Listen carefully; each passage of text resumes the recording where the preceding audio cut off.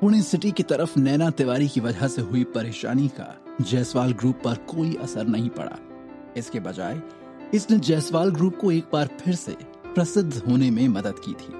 उन्हें यकीन हो गया था कि जायसवाल ग्रुप की ब्यूटी क्रीम में कोई प्रॉब्लम नहीं है। इसका सच में जादुई प्रभाव था। इस घटना ने एक बार फिर जायसवाल ग्रुप की ब्यूटी क्रीम की प्रतिष्ठा को बढ़ा दिया था।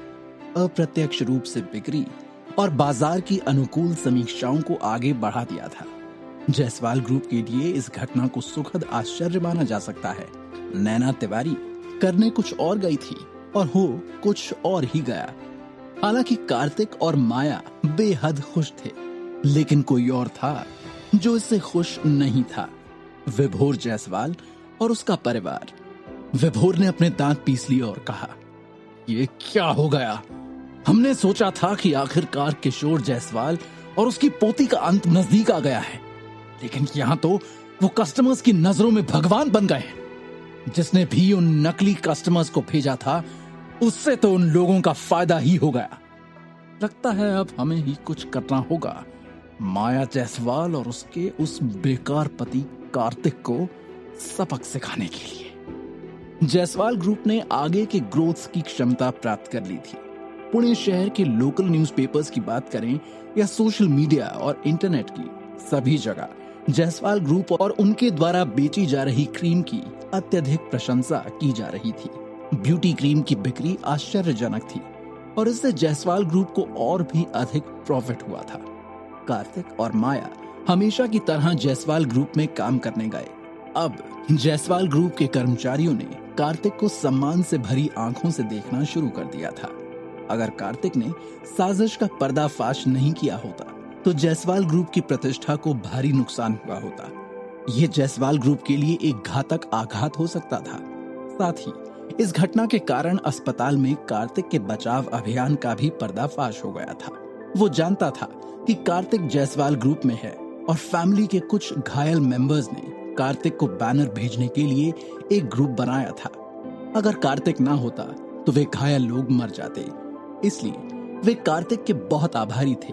जायसवाल ग्रुप एक बाजार की तरह था और वे सभी कार्तिक को धन्यवाद देने के लिए यहाँ थे। इस वजह से पत्रकारों ने स्पेशल रूप से ये भी बताया कि कार्तिक एक बार फिर फेमस हो गया था।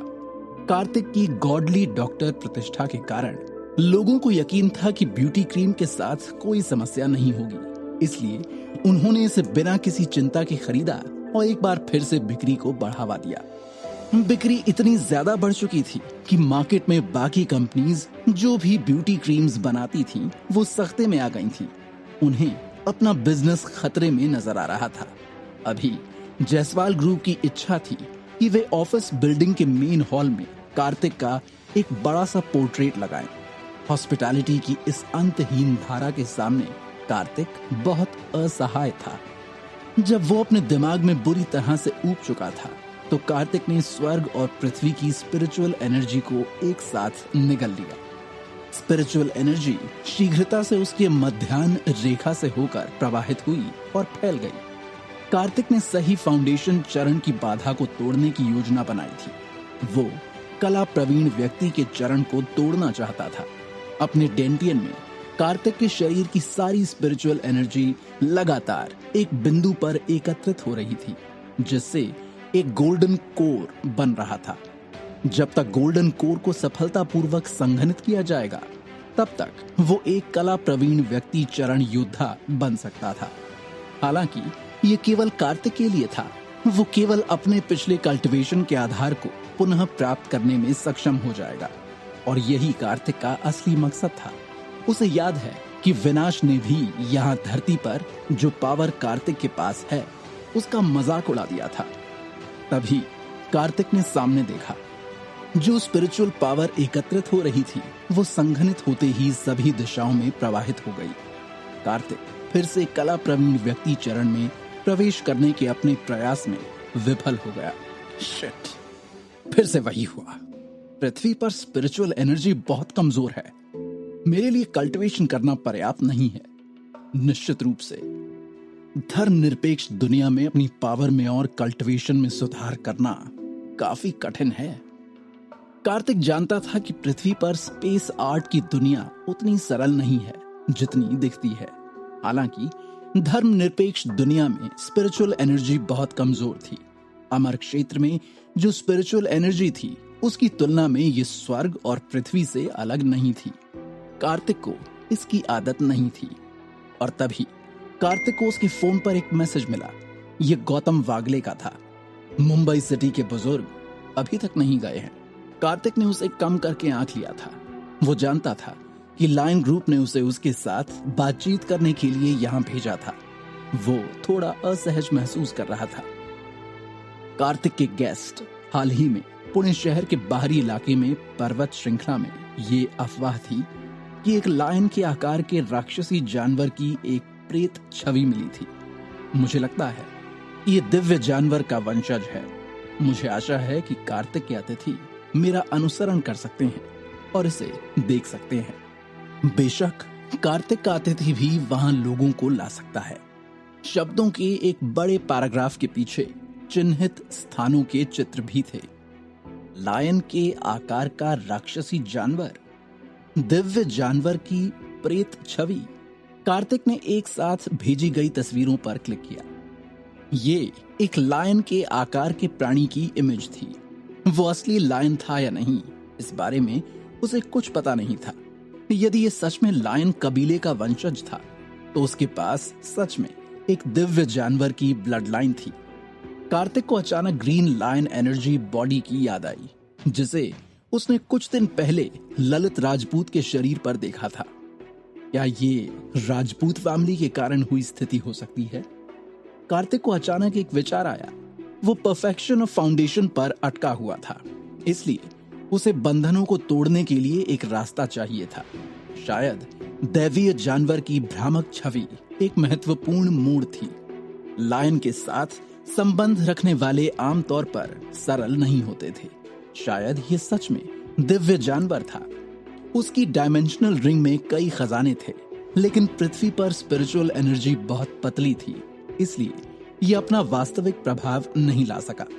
उसकी पावर कम थी, इसलिए उसने जल्दबाजी में इसका सेवन करने की हिम्मत नहीं की। अगर एनर्जी बहुत अधिक होगी तो उससे उसका शरीर फट सकता है और वो मर भी सकता है। अगर उसने इसका सेवन किया तो ये केवल बर्बादी होगी। इसलिए कार्तिक ने ऐसा बिल्कुल नहीं किया। वैसे भी अमर क्षेत्र के वास्तविक खजाने का उपयोग करने की योजना उसने कभी बनाई ही नहीं थी। जब तक उसे कुछ धन्य और स्वर्गीय भूमि नहीं मिल जाती और उसके पास पर्याप्त स्पिरिचुअल एनर्जी नहीं हो जाती, तब तक उसे कैसे भी मजबूत बनना होगा। माया के साथ कुछ देर चर्चा करने के बाद उसे लगा कि उसे माया के साथ बाहर जाकर दुनिया का पता लगाना चाहिए। इसलिए जायसवाल ग्रुप का काम सेक्रेटरी तनुज को सौंपने के बाद कार्तिक और माया शहर के बाहरी इलाके की ओर चल पड़े। जब वो दोनों अपने डेस्टिनेशन पर पहुंचे तो कार्तिक ने पाया कि लायन ग्रुप के लोग पहले से ही उनका वहां इंतजार कर रहे थे। कैप्टन मेहरा, काफी टाइम बाद मिले हम। जो व्यक्ति उन्हें लेने आया था वो पुणे सिटी ग्रुप का कप्तान प्रताप जाधव था। प्रताप थोड़ा मुस्कुराया और उसने अपना सिर हिलाया। वो थोड़ा हैरान था कि कार्तिक माया को अपने साथ लेकर आया है, लेकिन फिर भी वो उन दोनों को पर्वत श्रृंखला में सभा स्थल पर ले आया। सभा स्थल में लायन ग्रुप के अलावा कोई और भी था। फिर से तुम ही। कार्तिक ने अपने सामने दो परिचित चेहरों को देखा और अपनी भौहें ऊपर उठा ली। ललित राजपूत ने अपनी बाहों को पार किया और पूछा, ये सही है? मैंने आपसे यहां मिलने की उम्मीद नहीं की थी। मैं आपको बता दूं, इस बार दिखाई देने वाला दिव्य जानवर प्रेत लायन से संबंधित है। इसका राजपूत फैमिली के ग्रीन लायन ब्लड लाइन से कुछ लेना देना है। मुझे प्राप्त करना है ये। Green lion blood line? Kartik ने आश्चर्य से पूछा। हे, आपको क्या लगता है? अज्योर लायन ब्लड लाइन प्राचीन दिव्य जानवर ब्लू लायन को विरासत में मिली एक ब्लड लाइन है। क्या ये पावरफुल है? ललित राजपूत ने कार्तिक को शालीनता से देखा। ओह, कार्तिक ने लापरवाही से कहा, फिर अपना सिर घुमा लिया। कार्तिक के उदासीन रवैये ने ललित राजपूत को बहुत क्रोधित किया। उसने पहले ही कहा था कि उसका राजपूत फैमिली जो अज़्योर लाइन की ब्लड लाइन वाली फैमिली थी उससे संबंध है, लेकिन वो अभी भी उदासीन और बेपरवाह ही है। ये बहुत गुस्सा दिलाने वाली बात थी। मयंक राजपूत ने ललित राजपूत को थोड़ा सलीके से व्यवहार करने के लिए कहा और उसने कार्तिक को छिपी नजरों से देखा। उसने पिछली बार कार्तिक की उभरी ब्लड लाइन के बारे में याद किया था। यह ब्लड लाइन वही थी जो प्राचीन अज़्योर लाइन ब्लड लाइन के साथ प्रतिध्वनित हो सकती थी। ऐसा लग रहा था कि उनमें से कुछ ही थे जो प्राचीन अज़्योर लाइन ब्लड लाइन के साथ प्रतिध्वनित हो सकते थे। कार्तिक ने दूसरों की तरफ देखा। इस बार कुल 3 प्रमुख पावर्स वहां आए थे, लाइन ग्रुप, राजपूत फैमिली और एक अन्य प्रमुख पावर जिसने दिव्य जानवर की छाया को महसूस किया था। इस प्रमुख पावर के सभी लोग काले कोट या लंबे वस्त्र पहने हुए थे। वे अपने शरीर से एक ठंडी आभा उत्सर्जित कर रहे थे जिससे लोगों को बुरा लग रहा था।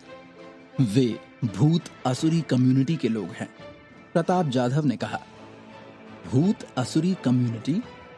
क्या वो कम्युनिटी नागपुर में नहीं होनी चाहिए? वो लोग पुणे शहर में क्या कर रहे हैं? ये सुनकर माया हैरान रह गई। नागपुर सिटी की स्पेस आर्ट कम्युनिटी सच में पुणे शहर में दिखाई दे रही थी। प्रताप जाधव ने अपना सिर हिलाया। वे नहीं जानते थे कि भूत असुरी कम्युनिटी ने भ्रामक दिव्य जानवर की खोज क्यों की थी। मूल रूप से केवल राजपूत फैमिली और लायन ग्रुप था, लेकिन अब एक और परिवार भी था। हालांकि लायन ग्रुप आधिकारिक पावर था, वे उनका पीछा नहीं कर सकते थे, वे केवल उन्हें यहां रहने दे सकते थे। भूत असुरी कम्युनिटी के लोग अभी भी युवा गुरु ललित और मेरी पहचान नहीं जानते, इसलिए मुझे आशा है कि मिस्टर मेहरा आप इसे गुप्त रख सकते हैं, मयंक राजपूत ने गंभीर स्वर में कहा। एक छिपी हुई फैमिली के रूप में जो धर्मनिरपेक्ष दुनिया में उभरा था, अगर राजपूत फैमिली के यहाँ होने के बारे में अन्य लोग जानने लग जाएंगे तो ये उनके लिए एक मुसीबत का कारण बन सकता है। इसके अलावा मयंक राजपूत और ललित राजपूत धर्मनिरपेक्ष दुनिया में संप्रदायों के साथ बहुत अधिक संबंध नहीं रखना चाहते थे। आखिरकार उनके पास विनाश का शिकार करने और लघु आकाशीय क्षेत्र में लौटने का एक मिशन था, लेकिन इस वक्त यहाँ विनाश के बारे में सोचने से ज्यादा बड़ी एक गंभीर समस्या उन लोगों के सामने थी। पहली, वो दिव्य जानवर की छवि जिसे यहाँ देखा गया था, और दूसरी ये भूत असुरी कम्युनिटी जिनसे निपटना भी इतना आसान नहीं था। अगर इन लोगों को मयंक और ललित राजपूत की असलियत के बारे में पता चल गया तो पूरी राजपूत फैमिली के लिए एक बड़ी मुसीबत पैदा हो जाएगी। आखिर क्यों छुप रहे हैं राजपूत फैमिली के लोग सेकुलर वर्ल्ड की फैमिली से? कौन हैं ये भूत असुरी कम्युनिटी के लोग और ये यहाँ क्या कर रहे हैं? क्या एक नया तूफान कार्तिक को अपनी चपेट में लेने को तैयार है?